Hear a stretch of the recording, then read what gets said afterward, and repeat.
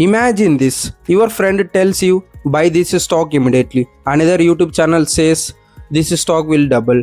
Telegram groups say don't miss this multi-bagger. So should you buy it? No. Because successful investors don't buy stocks based on tips. The first analyze the company. The good news is you don't need to be a chartered accountant to analyze a stock. You don't need a complicated formulas. In this video, I will show you a simple 9-point checklist that every beginner can use before investing. By end of this video, you will know exactly what to check before buying any stock. Let's begin. Chapter 1. So what is a stock analysis? Stock analysis simply means checking whether a company is financially healthy before investing your money. Think about it. If you wanted to buy a house, would you buy it without checking the location, price, condition, and documents? Of course not. Similarly, before buying a shares of a company, you should first check the company's financial health. That process is called a stock analysis. Many beginners buy shares because my friend recommended it, my favorite YouTuber bought it, it increased 20% extra day. So this is not investing. This is guessing. Instead, always spend a few minutes analyzing the company.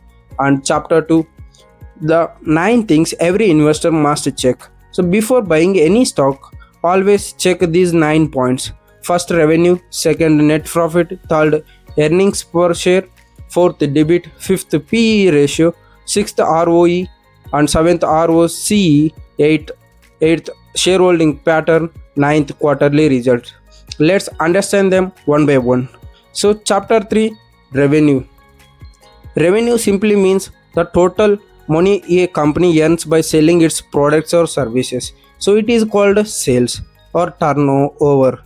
Suppose a company sells mobile phones. If it sells phones worth 1000 crore rupees and its revenue is 1000 crore rupees. And revenue does not mean profit. It only shows how much money came into the business. Now the question is, should revenue be increasing? Yes. Generally, a growing company should show increasing revenue over time. For example, year 1, 1000 crore; year 2, 1200 crore; year 3, 1450 crore rupees. And this indicates the business is expanding. But if revenue keeps falling, it may be a warning sign. So always compare revenue for the last few years or the same quarter in the previous years instead of looking at only number. And chapter 4, net profit. So revenue tells us how much money came into the business. Profit tells us how much money remained after paying all expenses. Let's understand with a simple example. Suppose a company earns 100 crore rupees. It spends 80 crore on salaries, raw materials, rent, electricity, interest, and taxes. The remaining 20 crore is called net profit. So this is actual profit earned by the company. A company may have huge revenue, but if expenses are also very high, so its profit can be still be low. And that is why investors always check both revenue and net profit. If both are increasing consistently, it usually indicates that the business is growing in healthy way. And chapter number 5, earnings per share. Now let's understand one of the important numbers for shareholders. EPS stands for earnings per share. It tells us how much profit the company earned for each outstanding share. Imagine the company earns 100 crore rupees and has a 10 crore shares outstanding, then the earnings are divided by the total number of shares. The result is the EPS. Generally, a company which are consistently increasing EPS is considered stronger than one with a declining EPS. So don't compare EPS between completely different industries. Instead, compare it with the company's own past performance and with the similar companies in the same sector. If EPS is increasing year after year, it usually shows improving profitability. And chapter number 6, debit. Now let's talk about a debit. Every company needs money to grow. Sometimes companies use their own profits. Sometimes they borrow money from banks or issue bonds. This borrowed money is called a debit. Now you may think, this debit always bad? The answer is no. Debit is not a problem. If the company can repay it comfortably and uses it wisely to grow, so it is a good. But for example, suppose a company has taken a loan to build a new factory. If that factory increases production and profits, the debit may help the business grow. But imagine another company keeps borrowing money every year just to pay old loans or cover losses. That can become risky. So investor should check whether the company's debit is under control or not. A commonly used ratio is the debit to equity ratio, and lower debit is generally considered safer. Very high debit may increase financial risk. However, always compare debit with the companies in the same industry, because sectors like power, telecom, and infrastructure naturally carry more debit than software companies. And chapter number 7, PE ratio. Now let's understand one of the most searched items terms in the stock market. So PE ratio stands for price to earnings ratio.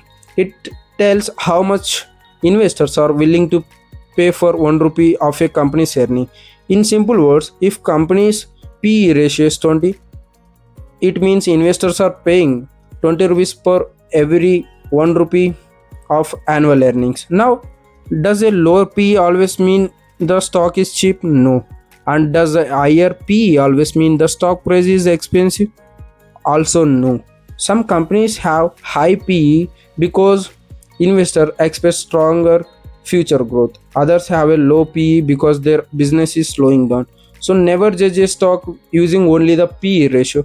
Always compare it with companies in the same industry, the company's own historical PE. And chapter number 8, ROE. So next is ROE. So ROE means return on equity. So this tells us how efficiently the company uses shareholders' money to generate profits.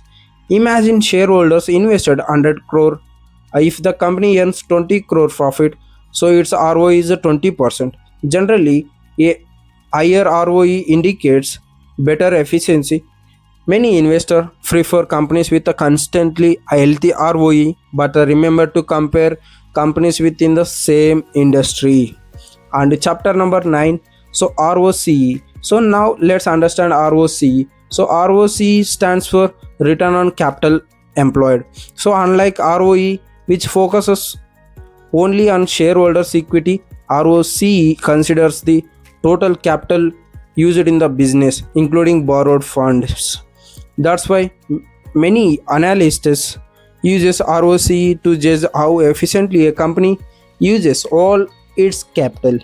A consistently healthy ROCE often indicates efficient use of our resources. And chapter number 10, shareholding pattern. So this is one of the most important sections. Many beginners ignore it, but experienced investors always check the shareholding pattern. It tells us who owns the company. There are four main groups. First one, promoters. Promoters are the founders or controlling shareholders. If promoters continue holding a large stake, it often shows the confidence in their business. And second, FIIs. So it means foreign institutional investors. These include foreign mutual funds, pension funds, and investment firms. If foreign institutional investors are steadily increasing their stake, it may indicate growing institutional interest. And third one, DIIs, or means domestic institutional investors. Examples include Indian mutual funds and insurance companies. Increasing domestic institutional investors participation can also be a positive sign. And the fourth one, retail investors. These are the ordinary investors like you and me. So retail participation shows how much interest and individual investors have in the company. And check and these are the four shareholding patterns. And promoter pledging. So one more thing to check is a promoter pledging. Sometimes promoters pledge their shares to borrow money. A small amount of pledging is not always a concern, but a very high promoter pledging may increase financial risk if the promoter cannot repay the loans. Always check the latest promoter pledge percentage before investing. And quick summary, before buying a stock, ask yourself, is debit under control? Is the P ratio is reasonable? Is ROE consistently healthy? Is ROCE healthy? Or promoters holding a strong stake? Is promoter pledging is low? And these are the things you check. These things can help you understand the company's financial quality much better than looking only at the share price. And chapter 11, quarterly results. The final point in your checklist is quarterly results. Every listed company announces its financial performance every 3 months. These are called quarterly results. Companies follow India's financial year: quarter 1 April to June, quarter 2 July to September, quarter 3 October to December, quarter 4 January to March. When quarterly results are announced, don't look at only one number. Check these 6 points. First, the revenue. Is the company's sales increasing compared to the same quarter last year? Net profit. Second, is profit growing consistently? And the third one, EPS. Is earnings per share improving or not? And fourth, debit. Has the company's debit increased or decreased? And fifth, profit margin. Is the company keeping more profit from every rupee of sales? And sixth, future guidance. Some companies tell investors about expected future performance, so this is called a guidance. Positive guidance can improve investor confidence. If most of these indicators are improving, it generally suggests the company is performing well. If several are deteriorating, under the regions before investing. So chapter number 12, let's analyze this stock. Now let's see how to use this checklist. Suppose you are analyzing a ABC company. Revenue last year 5000, this year 5800 crore rupees, and the revenue is increasing. Net profit last year 500 crore, this year 650 crore, and profit is increasing.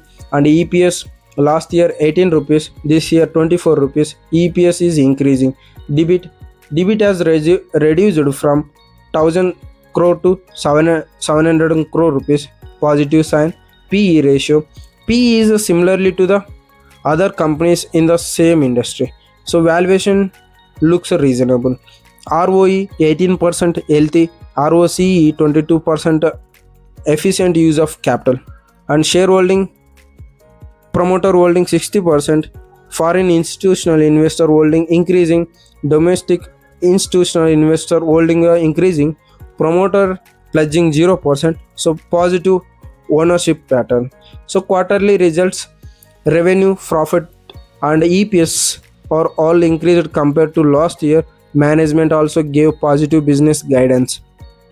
Overall, quarterly performance looks good. So after checking all 9 points, the company appears fundamentally stronger than before. This does not guarantee future returns, but it gives you a much better foundation than buying based on only tips. So chapter number 13, common mistakes. Many beginners make these mistakes. Mistake number 1, buying because someone said this stock will double. Never invest based on only tips. Mistake number 2, looking only at the share price. A stock 100 rupees is not automatically cheaper than 1000 rupees stock. Always analyze the business. Mistake number 3, checking only profit. Also look at revenue, debit, EPS, ROE, ROCE, shareholding pattern and quarterly results. And mistake number 4, ignoring debit. A company with a high debit may face financial pressure if business slows down. And mistake number 5, so not comparing companies in the same industry. For example, compare software companies with the software companies only, and banks with banks only. And finally, 9-point checklist. Before buying any stock, ask yourself, revenue is growing or not, net profit growing, EPS increasing, debit under control, PE ratio reasonable, ROE is healthy or not, ROC is healthy. And questioning yourself, and a strong shareholding pattern positive quarterly results. If several answers are yes, the company deserves further research. If many answers are no, spend more time understanding the business before investing. So final verdict, this 9 point checklist is not a magic formula. No checklist can guarantee profits, but it helps you avoid many common mistakes and encourages informed investing. The goal is to understand the business, not to predict the future with a certainty. And finally, conclusion, uh, before investing, don't ask which stock should I buy. Instead, ask this: is this company financially strong? If you build the habit of checking revenue, net profit, EPS, debit PE ratio, and ROE, ROCE, shareholding pattern, quarterly results, and you will make more informed investment decisions. And no is one of the best investments you can make. And finally, if you found this video helpful, don't forget to like, share, subscribe to Keshwa Money Talks, and let me know in the comments which stock you would like to learn how to analyze next. Thank you for watching. I will see you in the next video. Jai Hind.